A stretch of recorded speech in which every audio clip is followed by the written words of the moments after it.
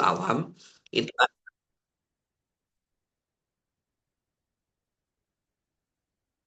itu nanti ada istilahnya aqaid 50. Aqaid 50 atau akidah 50. Yaitu sifat wajib Allah 20. Sifat muhal Allah 20. Jika ditambah 20 plus 20, 40. Kemudian sifat wajib Rasul 4. Ditambah sifat muhal Rasul 4. 4 tambah 4, 8. Jika ditambah 40 tambah 8, 48. Kemudian sifat jais Rasul 1, sifat jais Allah 1. 1 tambah 1, 2. Tadi ada 48 tambah 2, 50. Nah, itu artinya bahwa alam raya ini berasal dari satu titik, yaitu Allah. Yaitu kalau kita pelajari di ilmu akidah itu, ilmu tauhid itu, sifat wajib Allah yang pertama kan wujud. Allah wujud, qidam baqa, mukhalafatul lil hawadis. Nah, yang pertama itu adalah wujud. Wujud itu wujud. Wujud itu wujud, yaitu satu titik itu. Jadi seperti itu. Nah, itu makna secara ringkas kalimat basmalah. Kemudian disebutkan juga di sini ya. Kullu amrin dibalin la yubda'u bi bismillahirrahmanirrahim fahuwa abtar. Setiap perkara yang baik kok tidak dikawiti, tidak dimulai dengan kalimat bismillah. Jadi yang baik, perkara baik kok tidak dikawiti dengan kalimat. Perkara baik itu abtar. Abtar itu artinya kalau hewan itu buntutnya potong, buntutnya pedot. Orang duwe buntut, maka cacat. Satu riwayat mengatakan bahwa akto. Maka amal baik itu diibaratkan seperti jasad, seperti bayi yang lahir tanpa tangan, tanpa kaki. Berarti cacatnya nemen. Ada satu riwayat lagi mengatakan bahwa abtar, bahwa ajedam. Maka perkara baik itu seperti orang terkena penyakit lepra. Jadi perkara baik tidak dikawiti dengan bismillah, itu seperti itu. Maka itu pentingnya bismillah. Tetapi perlu juga diketahui bahwa bismillahirrahmanirrahim itu harus dikombinasikan dengan sesuatu yang baik. Maka nanti kasusnya beda jika bismillahirrahmanirrahim itu dikombinasikan dengan perkara yang tidak baik. Misalnya contoh, ada seseorang dia Arab kawitan, Arab mangkat nyupet misalnya. Ada seseorang dia kepingin berangkat nyupet. Mangkat nyupet, bismillah dhisik. Bismillahirrahmanirrahim, niat ingsun nyupet misalnya. Maka bismillahirrahmanirrahimnya ini dihukumi haram.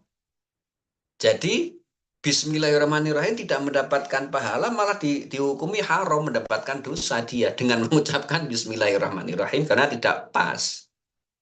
Begitu juga misalnya ada seseorang dia kepingin apa jenenge pacaran misalnya. Berangkat dari rumah bismillahirrahmanirrahim. Bismillahirrahmanirrahim, mangkat apel. Maka kenapa bismillahirrahmanirrahimnya dia itu justru akan mendatangkan dosa. Sebab kenapa tidak pas. Jadi bismillahirrahmanirrahim itu harus diterapkan kepada sesuatu yang pas. Yaitu dengan apa? Perkara yang baik. Seperti itu. Kemudian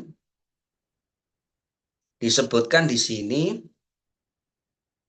kalimat bismillahirrahmanirrahim itu sangat luar biasa di dalam fadilah. Yang insya Allah nanti kita membahas bismillah itu beberapa episode karena memang penting ya. Termasuk nanti apabila kita membaca bismillah sekian dan sebagainya nanti ada faedah atau ada wirid dan sebagainya. Disebutkan di dalam sebagian syarah kitab Al-Bukhari ada dua setan ketemu ngobrol. Setan yang satu itu subur, lemu. Setan yang satu kurus, kerontang, orang negelke lah bentuknya. Ini di sini disebutkan anna syaitanan saminan laqiya akhar hazilan. Faqal al-mal ladzi sayyaraka hakadha qala inni inda rajulin idza dakhala manzilahu basmala wa idza akala basmala fa'ahzil bidzalik. Maka kemudian setan sing lemu dia bertanya kepada setan sing gering, apa yang membuatmu itu menjadi seperti itu? Kamu kok menjadi kurus kerontang seperti itu, kenapa? Iya, sebab aku mendapatkan tempat, yaitu bagiannya nggoda seorang laki-laki yang dia itu ketika masuk rumah baca bismillah. Ketika makan baca bismillah. Maka akhirnya saya tidak bisa nimbrung. Saya tidak bisa ikut makan. Saya tidak bisa ikut masuk rumah. Saya tidak bisa ikut minum. Saya tidak bisa ikut memakai pakaian dan sebagainya. Akhirnya jadi gering. Jadi seperti itu. Maka ini hikmah. Kemudian disebutkan Fakal lakinni inda rajulin la ya'rifu dzalik fa usyarikuhu fi ma'kalihi wa malbasihi wa ma'kalihi fa arkubu fi unukihi mitla dabbah. Berbeda dengan saya. Kalau saya ini mendapatkan tempat di seorang lelaki yang tidak pernah membaca bismillah, maka saya ikut makan, saya ikut memakai pakaiannya, bahkan saya ikut nimbrung ketika dia hubungan suami istri, maka saya bisa mengendalikan dirinya sebagaimana saya seperti seorang penunggang yang duduk di lehernya. Itu seperti itu. Jadi itu sebagian sebagian hikmah. Sebagian hikmah dari bismillah yang insya Allah mungkin untuk pertemuan-pertemuan berikutnya kita bahas yang lebih perinci. Kemudian ini langsung kita ke pembahasan nggih. Eh kemarin tadi siang itu ada dua pertanyaan nggih yang diajukan. Ini nggih nanti untuk pertanyaan itu mungkin di-share-nya maksimal hari Senin nggih. Maksimal hari Senin agar nanti bisa saya jawab dengan referensinya juga. Dan nanti juga ini setelah selesai ngaji, saya share jawaban tersebut. Sudah saya tulis, sudah ada referensi.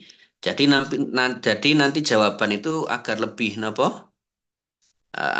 akurat. Jawaban lebih akurat. Jadi yang nanti akan saya jawab yang soal pertama. Soal kedua, nanti mohon ditulis lagi untuk dijawab di pertemuan berikutnya. Dari ranting gugem, nggih. Dan ini juga dari ranting gugem tadi pertanyaannya dari ranting gugem itu kan pripun. Ini saya niki. Dari ranting gugem itu pertanyaannya mohon diterangkan alasan bersentuhan dengan anak kelas 1 membatalkan wudhu padahal bukankah mereka belum balik. Ini saya revisi nggih, pertanyaan ini soalnya nanti kan menjadikan salah paham kepada orang yang belum tahu bahwa anak kelas 1 itu membatalkan wudhu. Nanti saya terangkan. Jadi nanti saya revisi begini. Pada usia berapa bersentuhan kulit antara laki-laki dan perempuan mulai dianggap membatalkan wudhu dan apa alasan yang menyebabkan hal itu bisa membatalkan. Itu seperti itu nanti saya share beserta jawaban. Nah, untuk jawabannya, untuk jawaban ini sudah saya tulis. Pada dasarnya batalnya wudhu karena bersentuhan kulit tidak ditentukan oleh batasan usia tertentu. Tetapi oleh sejauh mana seseorang telah dianggap memiliki potensi menimbulkan ketertarikan secara naluriah atau dorongan biologis. Jadi walhasil, intinya batasan membatalkan wudhu, persentuhan laki-laki perempuan, itu tidak dibatasi dengan umur. Tapi batasannya adalah bahasa kasari beginilah, mohon maaf. Bahasa kasari. Apabila anak tersebut wis nyahwati, bahasa kasari seperti itu. Bahasa kasari wis nyahwati. Maka tidak dibatasi dengan umur karena itu relatif antara satu anak dengan anak yang lain. Terkadang satu anak itu 7 tahun terus ketok gede. Anak satu lagi 6 tahun terus ketok gede. Nah, maka nanti itu saya tulis dengan bahasa yang lebih halus, dengan redaksi begini. Seseorang telah dianggap memiliki potensi menimbulkan ketertarikan secara naluriah dorongan biologis. Bahasane kasare, pokoknya wis nyahwati seperti itu. Karena penilaian tentang batasan tersebut dalam kenyataan sangat sulit ditentukan. Nah, kita itu kan kepingin menentukan. Bocah ki wis bahasane kasare wis nyahwati kok durung, itu kan sulit, nggih. Sulit. Bahkan orang itu menentukan, satu orang yang menentukan si A, menentukan si B, si C itu beda kabeh. Nah, maka kalau di dalam kitab seperti contoh misalnya Syekh Nawawi di dalam kitab Kasifatus Raja itu kan orang yang menilai itu sudah pantas atau belum, itu kalau para ulama itu mengatakan yang menilai itu kalau laki-laki itu sing pantas itu kelasnya Imam Syafi'i. Seperti itu. Yang menilai itu kudune sing pantes ki Imam Syafi'i. Jadi mono bocah wedok kira-kira wis nyahwati durung itu sing menilai Imam Syafi'i. Itu kan berat. Kita ndak ada sekarang sing kayak Imam Syafi'i. Nek wong wedok yang menilai anak laki-laki itu wis nyahwati kok durung, itu sing delok adalah Sayyidah Nafisah. Sayyidah Nafisah itu adalah putri dari Sayyidina Hasan bin Zaid. Zaid putra dari Sayyidina Hasan bin Ali, cucunya Kanjeng Nabi Muhammad Shallallahu Alaihi Wasallam. Sayyidah Nafisah itu makamnya ada di Mesir. Jadi Sayyidah dan Imam Syafi'i itu ada satu kurun, okay, satu kurun, yang mana Imam Syafi'i itu sering, nyuwun pendapatnya Sayyidah Nafisah. Sayyidah Nafisah itu terkenal sebagai seorang perempuan yang menjadi wali yang doanya tidak pernah ditolak, ahli tirakat dan sebagainya. Jadi ada dulu sudah ada namanya Sayyidah Nafisah di Mesir. Nek dungo pasti mandi. Imam Syafi'i gerah, nek gerah tidak diobatkan ke dokter tapi disuwun ke dungo kepada Sayyidah Nafisah. Itu dulu Imam Syafi'i sudah seperti itu. Nah, itu seperti tadi saya sampaikan. Nah, untuk nopo jenenge kita akan menentukan yang seperti itu kan sangat sulit, tidak ditemukan sekarang kayak Imam Syafi'i. Maka ini saya tambahkan lagi, Syekh Nawawi, karena penilaian tentang batasan tersebut dalam kenyataan sangat sulit ditentukan, Syekh Nawawi di dalam kitab Mirqatus Su'ud At-Tasdiq kemudian mengutip pendapat guru beliau, Syekh Yusuf As-Simbalawaini, yaitu jika seorang anak telah mencapai usia 7 tahun, maka bersentuhan dengannya membatalkan wudhu menurut kesepakatan ulama, baik anak laki-laki maupun perempuan. Jadi, menurut Syekh Yusuf mengatakan, kapan anak sudah berusia 7 tahun, batal. Apabila bersentuhan laki-laki maupun perempuan. Laki-laki maupun perempuan. Jadi anak 7 tahun itu, kira-kira anak kelas 1, nggih. Seperti itu. Kemudian B, jika baru berusia 5 tahun, maka bersentuhan tidak membatalkan wudhu menurut kesepakatan ulama. Ya, 5 tahun tidak membatalkan, jelas tidak membatalkan kesepakatan ulama. Adapun usia 6 tahun, para ulama berbeda pendapat, sebagian mengatakan membatalkan, sebagian lagi tidak. Nah, ini walhasil nanti untuk mempermudah dan mengambil ancang-ancang kehati-hatian, maka kita ambil usia yang 7 tahun itu. Pendapat kedua, karena sulit kita akan menentukan dengan pendapat pertama yang menggunakan batasan syahwat tadi. Maka paling enak kehati-hatian adalah dengan menggunakan niki yang usia 7 tahun itu. Nah, niku pertanyaan yang pertama. Ini tinggal beberapa menit. Nah, nanti pertanyaan-pertanyaan ini mohon disimpan atau didokumentasikan agar nanti misalnya 1 tahun atau nanti 1 periode kepengurusan bisa dicetak agar manfaatnya lebih luas. Dan juga nanti setelah ngaji selesai, nanti akan saya tulis dan saya share di grup koordinator Fatayat Ngaji. Agar nanti juga yang tidak ikut ngaji bisa mengambil faedahnya juga. Dan jadi manfaatnya lebih lebih luas. Itu untuk pertanyaan yang kedua akan saya jawab di pertemuan berikutnya. Pertanyaan kedua akan saya jawab di pertemuan berikutnya. Nah, ini kemudian kira-kira pripun? Ada pertanyaan lagi atau tidak?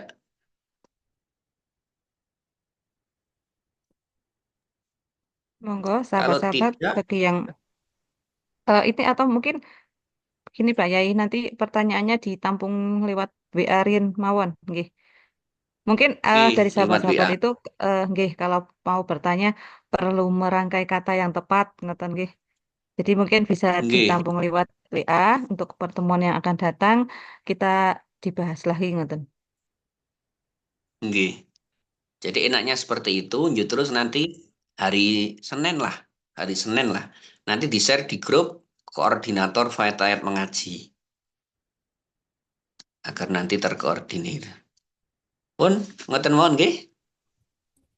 Cukup nggih, tidak Nggih, ada nggih, pertanyaan nggih, soal nggih. Nggih, kalau untuk memang sudah pertemuan pertama cukup nggih. mekaten kata saya sementara cekap nggih. Ini Nggih. alhamdulillah sangat manfaat Pak Kiai. Saya berharap nih benar-benar